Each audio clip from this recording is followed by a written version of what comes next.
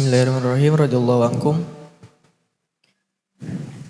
Segala sesuatu selain Dia didirikan olehnya, maka Dialah yang berdiri sendiri dan hidup kekal. Ketika membaca ayat Inna wajadnahu shabiran ni'mal 'abdu innahu awwab. Sesungguhnya kami dapati dia Ayub seorang yang sabar. Dialah sebaik-baiknya hamba. Sesungguhnya dia umat taat kepada Tuhannya. Quran surah Al-Sad. Habib bin Habib berkata, alangkah mengherankannya Allah memberi dan memuji. Sebagai isyarat bahwa apabila Allah memuji pemberiannya, maka dia memuji dirinya. Maka Allah yang memuji dan dialah yang dipuji. Dari sinilah Asy-Syaikh Abu Said Al-Maihani memandang ketika dibacakan di hadapannya, dia mencintai mereka dan mereka mencintainya. Ia berkata, demi umurku, sungguh dia mencintai mereka dan biarkan dia mencintai mereka bagi dirinya. Dialah yang mencintai dan dialah yang dicintai. Ini adalah tingkat yang tinggi dan tidak sampai kepada kepemahamanmu kecuali dengan sebuah contoh menurut kadar akalmu. Telah jelas bagimu bahwa apabila mengarang mencintai karangannya, maka ia pun telah dicintai dirinya. Apabila pembuat sesuatu mencintai buatannya, maka ia pun telah mencintai dirinya. Apabila seorang ayah mencintai anak-anaknya karena ia anaknya, maka ia pun telah mencintai dirinya. Segala sesuatu di dalam wujud selain Allah Ta'ala adalah karangan dan buatan. Jika Allah mencintainya, maka sesungguhnya Allah mencintai dirinya. Ini adalah pandangan dari sisi tauhid. Itulah yang diserahkan kepada perkataan sufi, ia lenyap dari dirinya dan orang lain, sehingga tidak melihat selain Allah. Orang-orang tidak memahami hal ini sehingga mereka mempersalahkan para sufi. Mereka berkata, bagaimana ia lenyap, panjang bayangannya tetap seperti dulu dan setiap malam dan siang, memakan berbagai macam makanan. Orang-orang menertawakan mereka karena kebodohan mereka. Padahal syarat bagi orang-orang yang arif adalah menjadi tertawaan orang-orang bodoh. Allah Ta'ala berfirman, sesungguhnya orang-orang yang berdosa adalah mereka yang menertawakan orang-orang yang beriman. Quran surah Al-Mutaffifin. Hingga firmannya, maka pada hari ini orang-orang yang beriman menertawakan orang-orang kafir. Surah Al-Mutaffifin. Maka rasa syukur adalah pengguna nikmat di jalan yang diciptakan baginya.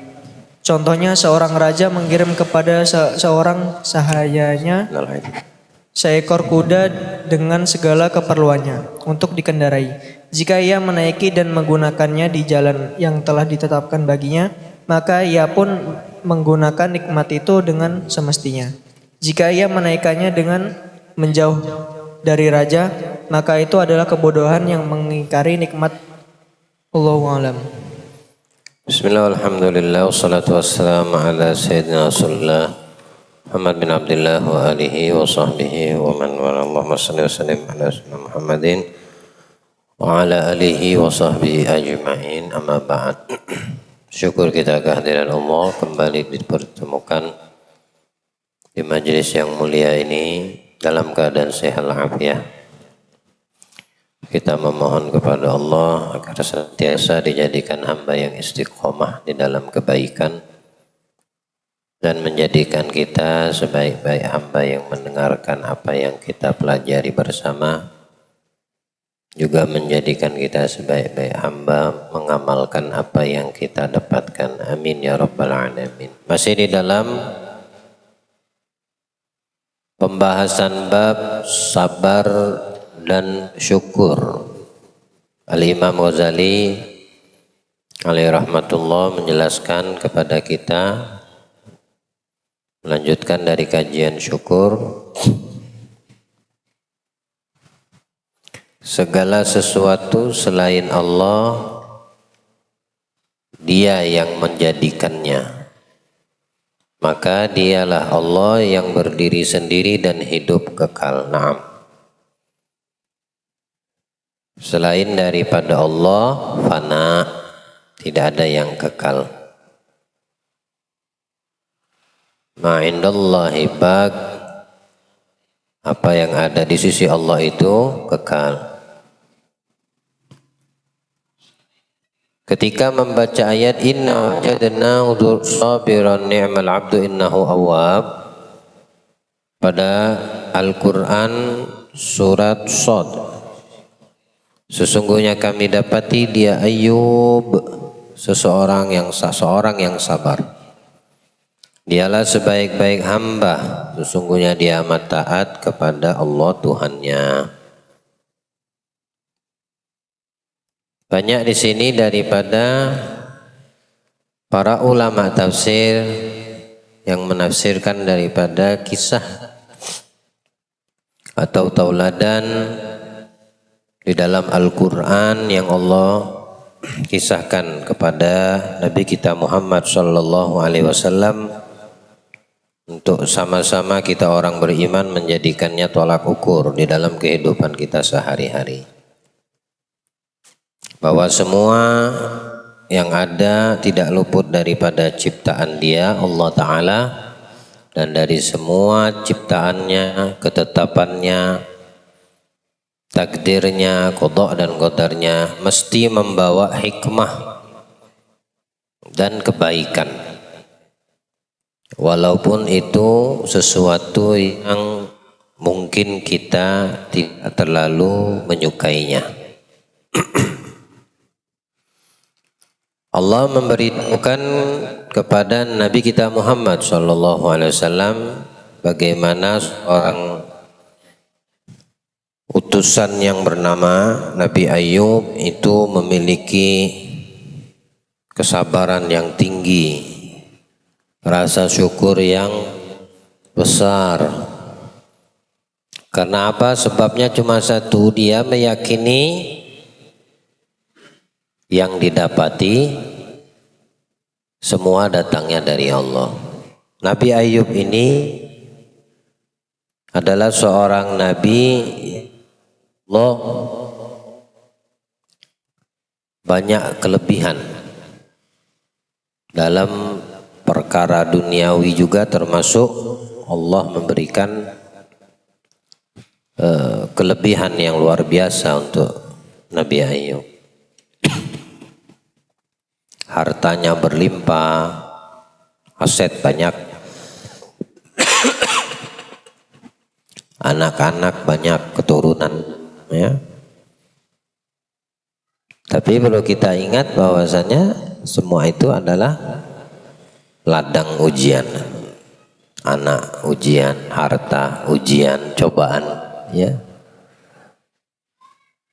Bisa menjadi terfitnah kita manusia kalau seandainya kita lalai. Tapi tidak untuk sosok Nabi Ayub.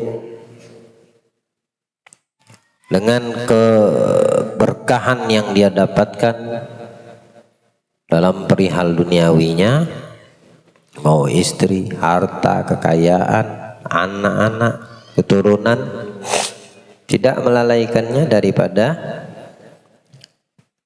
mensyukuri nikmat Tuhannya. Hingga beliau mengatakan terhadap nikmat yang didapatkannya, andai iblis mengetahui pasti akan marah. Karena umumnya orang kalau sudah diberikan kelebihan urusan dunia, lupa dia sama yang memberikan. Jadi itu tidak didapatkan pada Nabi Ayub. Nah, semakin banyak apa yang didapatkannya dari Allah yang memberikan, semakin kuat rasa syukurnya kepada Allah. Subhanallah. Nah, termasuk daripada apa yang didatangkan Allah untuk Nabi Ayub pula diambil. Ya. Yang tadinya kaya jadi tidak kaya. Yang tadi banyak harta jadi tidak banyak harta. Yang tadi banyak anak-anaknya meninggal dunia. Yang tadi banyak orang yang menyukainya justru menjauhi. tidak lagi menyukai beliau. Yang tadinya beliau sehat, dikatakan beliau diuji dengan sakit. Dan itu bukan sebentar. Sakitnya bukan sebentar. Lama, bertahun. Ada riwayat yang mengatakan 7 tahun menderita sakit. Ada yang mengatakan 14 tahun. Ada riwayat yang mengatakan 13 tahun. Hingga istri beliau satu-satunya pendamping yang setia, merawatnya, menjaganya, menafkahinya. Bayangkan menafkahinya, cari nafkah untuk suaminya. Karena Nabi Ayub tidak bisa bergerak dari pembaringannya. Kata istri beliau mengatakan, mintalah kepada Allah karena doamu pasti dikabulkan. Jawab Nabi Ayub, kita ini sudah 70 tahun dikasih nikmat sama Allah. Itu pada tahun ke-7. Nah, jika mengikuti riwayat yang mengatakan 14 tahun beliau sabar terhadap penyakitnya. Masuk tahun ke-7, bilang Nabi Ayub, kita ini sudah diberi Allah banyak kenikmatan. Selama 70 tahun kita diberikan, disuguhkan macam-macam nikmat, harta, benda, anak yang banyak, keturunan, aset, tanah di mana-mana, peliharaan binatang ternak banyak. Apa menurutmu karena 7 tahun ini kita tidak bisa menerima ketika Allah mendatangkan ujian? Ya, sebagaimana dia telah mendatangkan nikmat 70 tahun. Makanya di situ Nabi Ayub tidak menengadahkan atau meminta doa untuk mendapatkan kesembuhan. Jadi dia lebih memilih untuk menjalani sakit yang diderita, yang dialami itu dengan sabar dan menjadikan pelajaran ketika semua yang Allah titipkan diambil kembali kosong, tidak memiliki apa-apa kecuali pendamping istrinya yang setia melayani. Ruang kekosongan itu ternyata diisi dengan banyak mengingat Allah. Ya. Kalau manusia biasa saat terisi ruang kosongnya dengan perihal duniawi, dia justru lupa kepada Allah. Tapi ketika perbendaharaannya mulai menipis, kosong, baru dia teriak nama Allah. Nah, itu baru urusan harta benda saja. Ketika sehat kita tidak bersyukur atau mensyukuri nikmat sehat itu untuk mengingat Allah. Tapi ketika kita diuji sama Allah sakit, baru kita menyebut, meminta kembali kepada Allah. Tapi Nabi Ayub tidak. Lagi diberi dia nikmat, ingat sama Allah. Diberi ujian, dia sabar dan dia bersyukur dengan mengingat selalu kepada Tuhannya. Ya. Jadi pelajaran untuk kita. Ya, ada di antara kita yang baru sehari sakit udah mengeluh. Ya. Pengen cepat sembuh. Nikmati dulu, pahami, sadari, yakinkan itu datangnya dari Allah, husnuzonlah kepada Allah. Nanti kalau bertahap baru bisa mencari solusi untuk berobat. Gak jadi masalah, tapi jangan langsung mencari solusi untuk tidak merasakan nikmat walaupun itu namanya sakit yang Allah berikan. Ya, sehingga bergegas bercepat-cepat untuk mendapatkan kesembuhan. Sampai kepada tingkatan Nabi Ayub pun kita mungkin belum bisa. Misal sakit gigi nih, misal sakit gigi. Itu kan paling nyakit itu, sakit gigi itu paling tidak enak tuh. Di antara penyakit yang lain. Sembuh semenit, sakitnya sekian jam, nahan sakit. Kebetulan sakitnya pas hari Sabtu pagi. Dokter gigi buka enggak Sabtu? Tutup biasanya. Minggu tutup deh. Senin buka lagi. 2 hari itu dia tuh merintih sakitnya. Lama betul hari Senin. Ya Allah, cepatkan matahari terbit dan tenggelam biar cepat ketemu hari Senin. Itu baru 2 hari. Nah, Allah kasih kamu gigi sehat, tidak sakit gigi berapa tahun coba? Ya. Itu baru sakit yang kecil. Ya. Tapi hebohnya bukan main diri kita. Nah, jadikan masa 2 hari itu untuk kita selalu ingat pada Allah. Setiap sakit kita ingat sama Allah. Ya, sabar untuk menunggu hari Senin. Kalau memang mau berusaha untuk ke dokter gigi. Tapi ada kelang 2 hari tersebut, masa istirahatnya dokter atau dia tidak praktek, untuk kita ingat kepada yang mendatangkan sakit ini. Ya.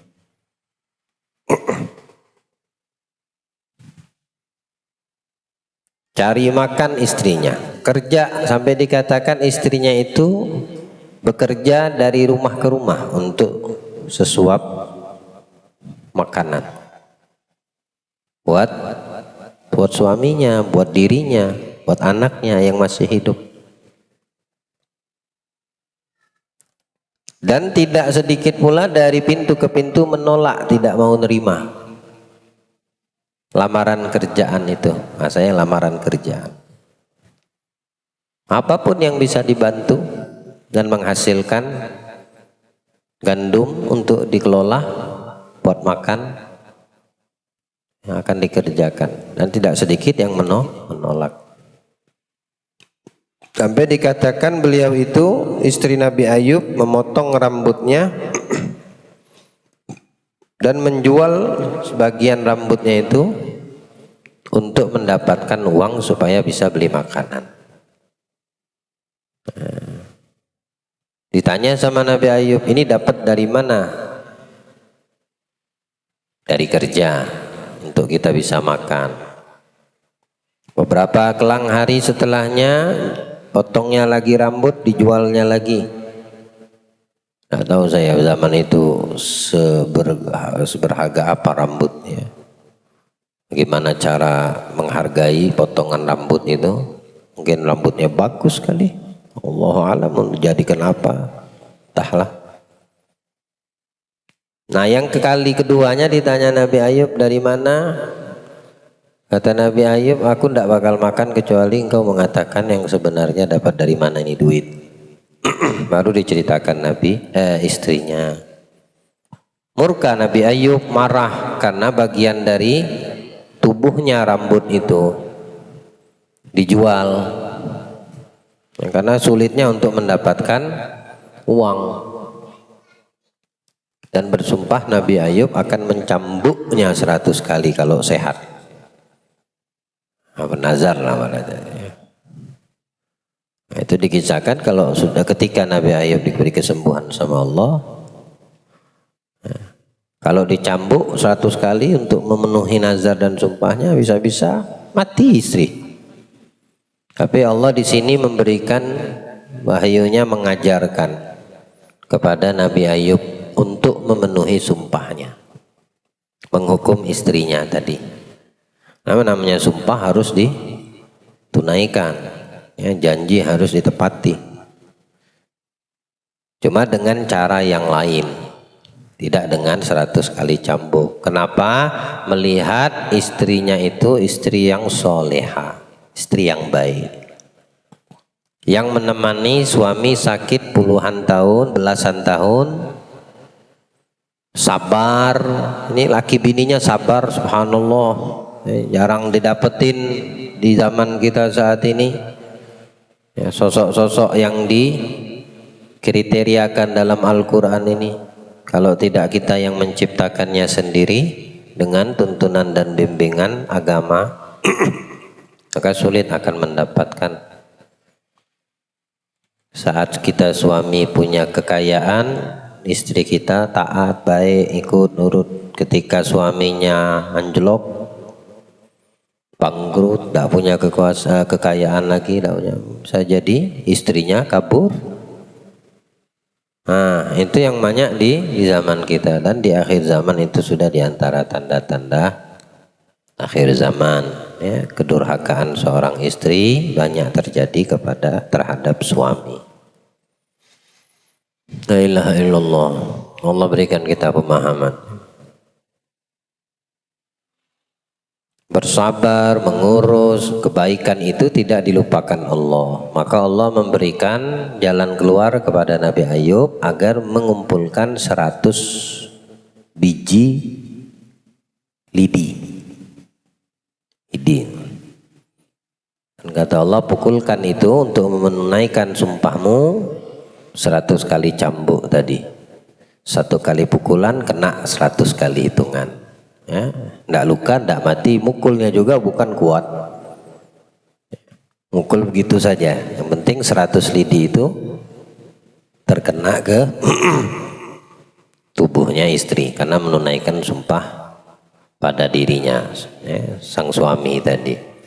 Tapi kalau cambuk betulan, bisa mati orang kalau kena 100 kali. Belum 100 bisa mungkin mati. Belum lagi melukai tubuhnya, kehormatannya itu.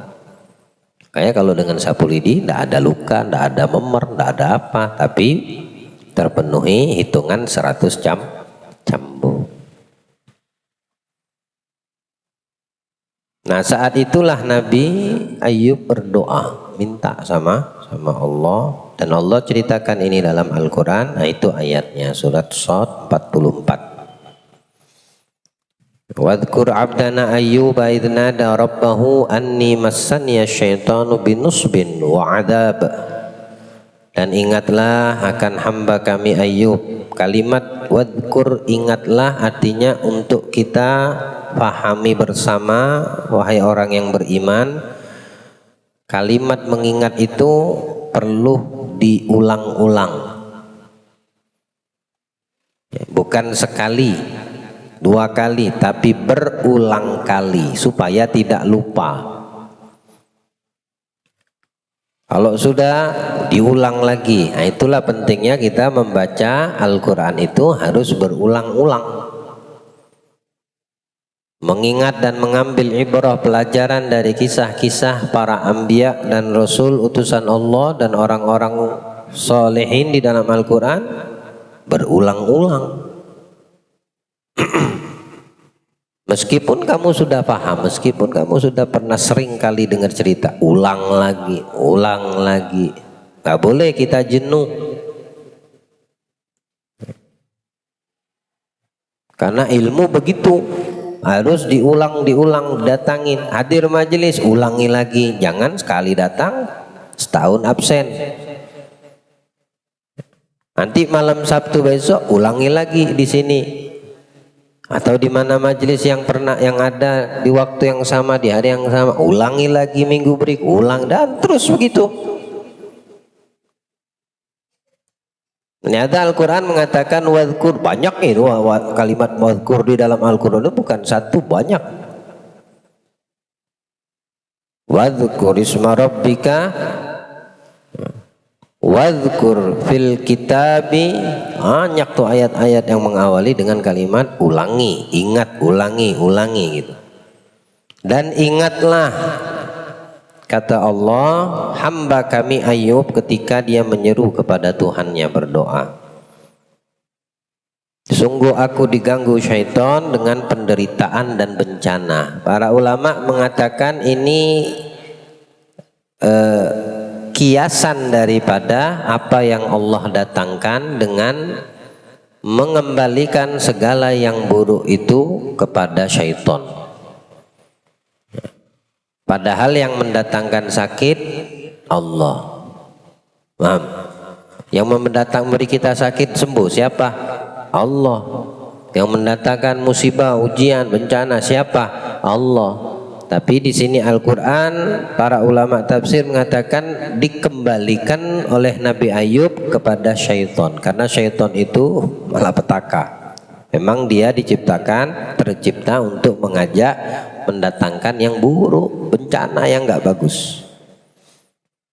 Walaupun datangnya dari Allah, kalau itu perkara yang tidak baik maka dinisbatkan kepada syaitan. Ya. Ada Al-Quran mengatakan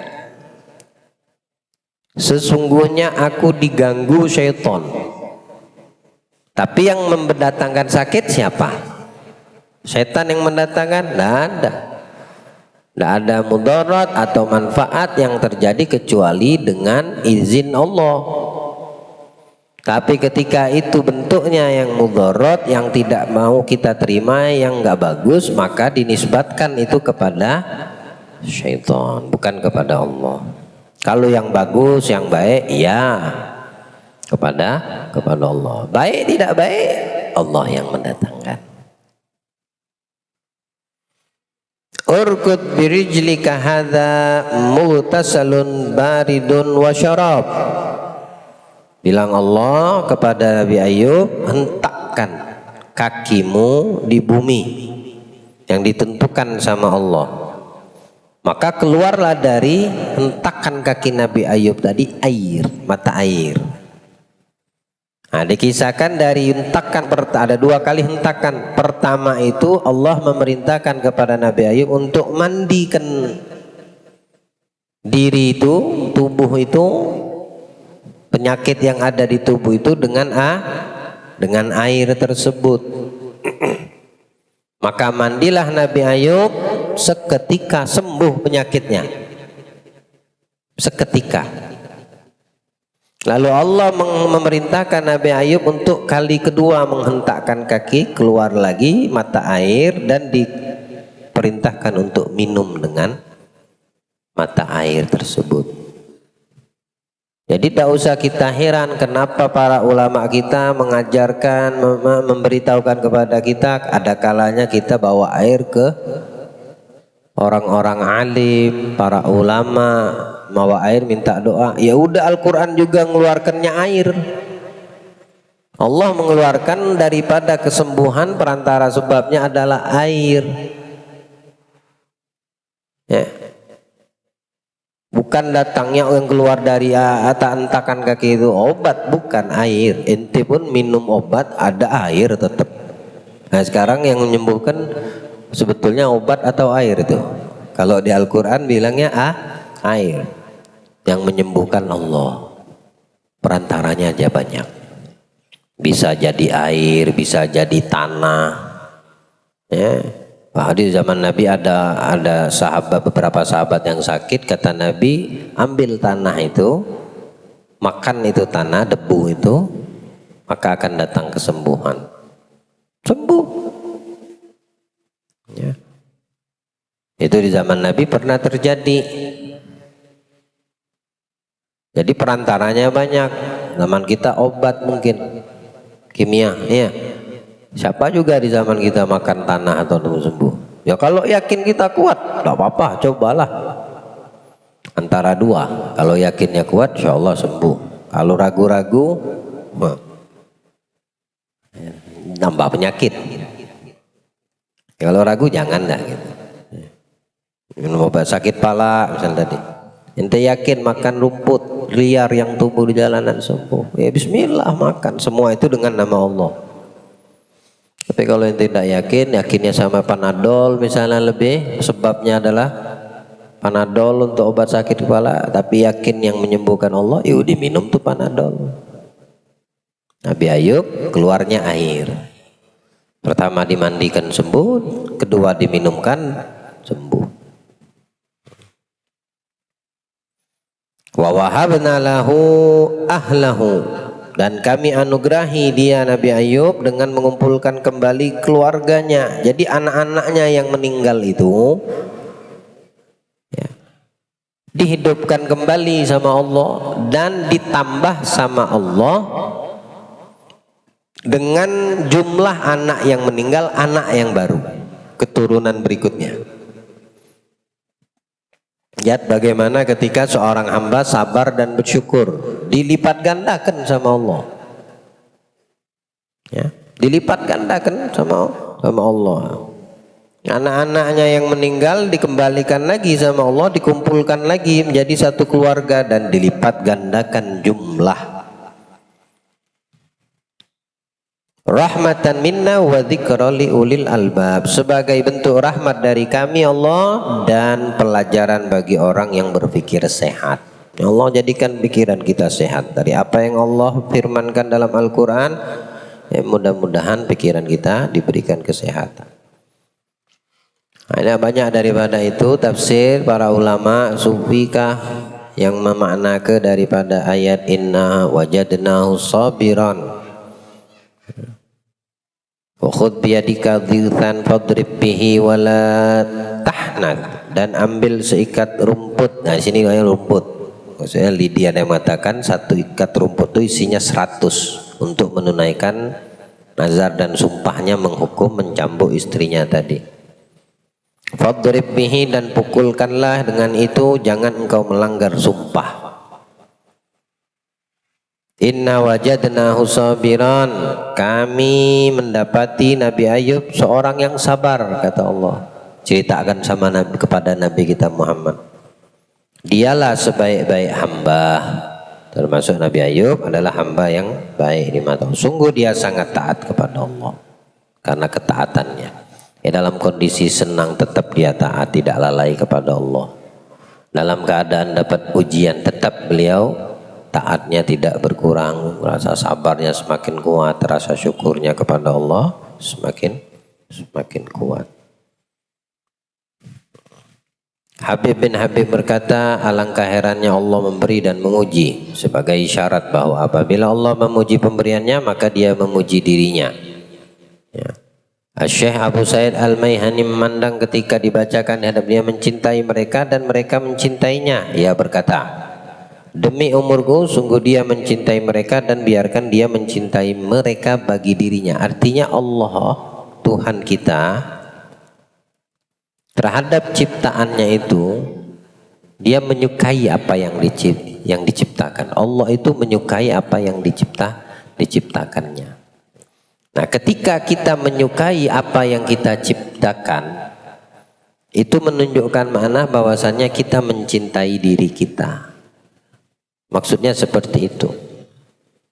Jadi tidak boleh kita membenci apa yang Allah ciptakan, tidak menyukai apa yang Allah ciptakan. Penyakit itu kan Allah yang menciptakan, tidak boleh benci sama penyakit. Kalau benci sama yang diciptakan, semua selain Allah ciptaannya. Apa yang tidak diciptakan sama Allah yang kita ketahui, semua diciptakan. Alam semesta ini ya, udah berikut isi-isi yang tampak tidak tampak itu ciptaan Allah. Selain Allah ciptaannya adalah ciptaannya. Tak mungkin yang apa yang diciptakan sama Allah dia tidak sukai, pasti Allah sukai. Di situ dijelaskan contoh yang bisa diterima dengan akal. Salah satunya, kenapa seorang ayah mencintai anaknya sendiri? Karena dia anaknya. Kita kenapa kalau ditanya cinta sama anak kita? Karena anak kita. Allah menciptakan apa yang diciptakannya, menunjukkan dia mencintai ciptaannya dan mencintai dirinya sendiri. Dengan apa? Dia yang dipuji, dia yang memuji. Allah memuji dan Allah dipuji. Itulah gambaran kita mencintai anak kita, karena itu anak kita. Anak orang lain, adakah sebesar kepada anak kita cinta kita? Belum tentu.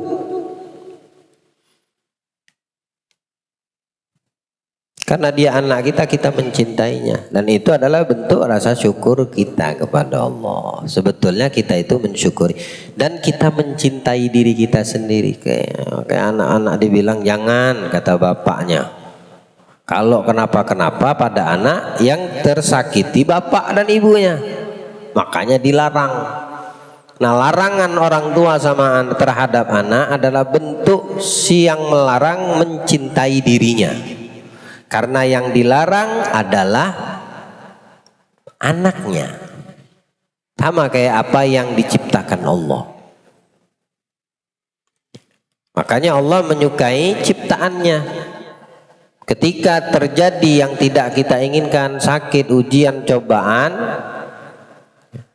jangan kita tidak suka dengan itu perkara. Jangan kita membangkang. Karena kita kalau membangkang tidak menerima apa yang ditetapkan sama Allah, sama saja kita tidak menyukai ciptaannya. Itu bahaya. Walaupun itu tidak kita inginkan.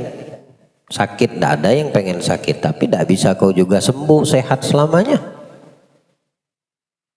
Selama-lama orang sembuh, tidak sehat, tidak sakit, maksudnya sehat. Ada yang ratusan tahun seperti Firaun, ujung-ujungnya sakit. Merasakan sakit juga.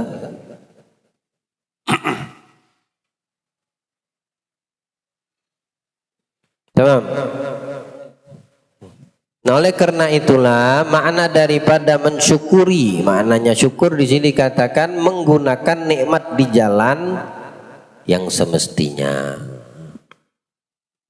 Contohnya apa? Seorang raja mengirim kuda untuk hamba sahayanya dengan segala fasilitas yang diperlukan untuk dikendarai. Tapi digunakan kendaraan itu sepatutnya. Nah, berarti dia mensyukuri pemberian raja. Kira-kira si raja itu akan senang tidak sama ini prajuritnya, sama budak itu. Ketika pemberiannya itu dia fungsikan dengan selayaknya, pasti senang. Beda kalau seandainya si pelayan yang diberikan kuda ini hadiah oleh si raja tadi itu menyalahgunakan, di situ marah rajanya. Ini fasilitas aku berikan kepadamu, tiba-tiba digunakan untuk fasilitas tersebut hal-hal yang tidak baik, marah. Kita kasih uang kepada orang, ya, supaya dia memfungsikan uang itu dengan baik. Beli makanan kalau dia lapar, apa yang dibutuhkan itu yang dia belikan. Tapi difungsikan untuk hal-hal yang tidak disukai sama yang memberi. Ya marah yang memberi, akhirnya tidak dikasih lagi. Pahami dari itu apa maksudnya? Yang kita dapatkan ini pemberian dia. Bagaimana cara kita mensyukuri pemberian yang memberi, yaitu Allah, mengaplikasikan sesuai dengan fungsinya. Allah kasih mata, fungsikan mata kita untuk yang diinginkannya, yang disukai, yang diridhoinya, yang berkaitan dengan anggota tubuh kita dari atas sampai bawah. Jangan disalahgunakan. Allah kasih kita harta kekayaan, fungsikan harta kekayaan itu dengan semestinya, bukan dengan yang tidak semestinya. Nah, itu yang membuat yang menciptakan tadi tidak suka sama kita. Marah Allah sama kita, murka dia sama kita. Kenapa? Karena yang diberikannya tidak sesuai dengan yang diharapkannya. Dikasih kaya malah sombong, nah itu tidak sesuai dengan fungsi. Dikasih kelebihan ilmu malah dia mengucilkan orang lain, merendahkan, nah ini tidak sesuai dengan fungsinya di dalam mengaplikasikan. Disitulah letak Allah marah sama terhadap yang menerima pemberiannya. Allah berikan kita pemahaman insya Allah, ya. Jadi wujud daripada syukur kita kepada Allah apa? Di situ dikata Imam Ghazali ditutup ketika kita digambarkan tadi, ketika seorang raja memberikan seorang hamba sahaya atau budak kuda, lalu difungsikan kuda itu dengan seharusnya. berikut kebutuhannya. Misalnya dia seorang prajurit, kasih kuda, kasih senjata, kasih apa, tameng. Nah, digunakan untuk memang membela kehormatan kerajaannya, negaranya, ya betul. Tapi kalau disalahgunakan di situ marah raja. Nah, itulah gambaran yang bisa ditercerna sama akal maksudnya ya. Perihal dengan apa yang Allah berikan lebih dari semua itu, banyak sekali. Lalu bagaimana cara kita mensyukuri itu nikmat terhadap pemberian dari Allah? Wujud syukur kita adalah tidak menyalahgunakan, meskipun itu hal yang tidak kita inginkan. Ya, apapun itu, Anda kaya, tiba-tiba Anda menjadi melarat miskin. Ya, itu ujian dari Allah. Maka jangan kamu tidak terima, maksudnya seperti itu. Kalau diterima, di sini yang memberikan bisa dengan mudah mengembalikan bahkan lebih dari apa yang pernah kamu dapatkan. Sakit begitu juga. Intinya terima dulu dengan iman, alhamdulillah. Ya, bersyukur sama Allah, banyak memuji Allah. Dengan apa yang tidak kita inginkan tapi kita diberi sama Allah. Ada orang berjalan menghindar dari sesuatu yang tidak inginkan, udah pakai sepatu, sendal komplit, tiba-tiba kena ketusuk paku misalnya tadi, padahal dia sudah menghindar. Tidak mungkin orang jalan kita ngelihat paku sengaja kita injak, bahlul kita. Nah, udah kita menghindar namun terkena dari sisi lain. Alhamdulillah. Karena itu sudah kita hindari, tapi Allah berkehendak kita merasakannya, mendapatkannya. Udah bersyukur udah sama Allah. Nah, maka di sini Allah akan memberikan balasan yang lebih. Dan balasan dari Allah itu tidak bisa kita kira. Ya, bukan sebatas pahala doang. Bisa jadi Allah ampunkan dosa, derajat kita ditinggikan sama Allah. Ya. Itu dalam bentuk syukur kita, belum lagi dalam bentuk sabarnya kita. Makanya peranan iman, bagian dari iman, rasa sabar dan rasa bersyukur. Itu bagian dari iman. Ya, sebagaimana di awal kitab itu dijelaskan kalau tidak salah, ya, syukur dan sabar itu merupakan bagian yang terkuat dari iman, yang tidak semua orang bisa mendapatkannya. Ada orang yang bisa bersabar tapi tidak tahu bersyukur. Ada yang sebaliknya, ada yang dua-duanya nggak ada, la sabar wala syukur. Tapi beruntung orang-orang yang punya dua ini. Diberi Allah dua ini, diberi rasa sabar, diberi rasa bersyukur. Allah berikan kita pemahaman, insyaallah. Allah jadikan kita sebaik-baik hamba yang menuntut ilmu, mendengarkan ilmu, mempelajari ilmu, dan dijadikan kita sebaik-baik hamba yang mengamalkan apa yang kita dengarkan, apa yang kita pelajarkan dalam keseharian kita, insyaallah. Amin ya rabbal alamin. Sallallahu alaihi wasallam Muhammadin wa alihi wasallam. Alhamdulillah rabbil alamin.